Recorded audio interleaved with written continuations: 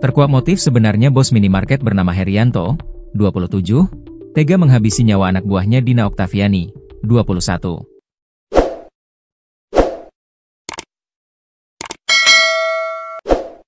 Melansir Tribun Jabar, Herianto ternyata memiliki motif ketertarikan seksual terhadap korban Dina Oktaviani selama sama-sama bekerja di minimarket.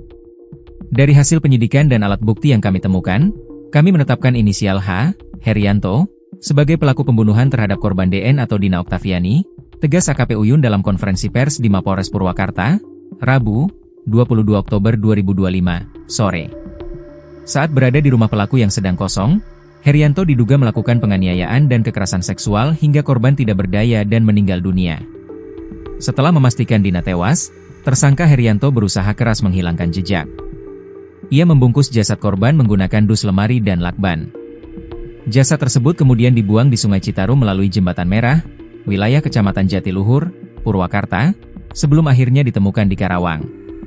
Tidak hanya membuang jasad, pelaku Herianto juga membakar sebagian barang milik korban untuk menghilangkan bukti dan menjual barang berharga seperti sepeda motor, perhiasan, dan barang pribadi korban lainnya. Barang bukti tersebut sebagian dibakar dan sebagian dijual oleh pelaku. Namun dari hasil olah TKP, kami berhasil menemukan dan menetapkan sejumlah barang sebagai alat bukti, tambah AKP Uyun. Atas perbuatannya yang tergolong keji, Herianto dijerat dengan pasal berlapis, termasuk pasal 340 KUH Pidana, pembunuhan berencana, pasal 6 huruf B Jo pasal 15 ayat 1 huruf J UU RI nomor 12 tahun 2002 tentang kekerasan seksual, hingga pasal 338 KUH Pidana dan pasal lainnya. Ancaman hukuman yang menanti tersangka Herianto minimal 20 tahun penjara hingga maksimal hukuman mati.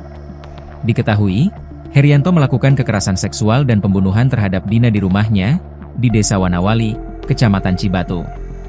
Setelah ditangkap polisi dan ditetapkan jadi tersangka, istri Herianto juga turut diperiksa polisi.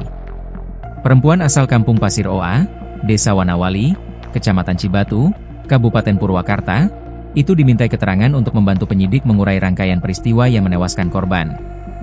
Dari keterangan istri Herianto inilah terungkap beberapa fakta baru. Kondisi rumah kosong.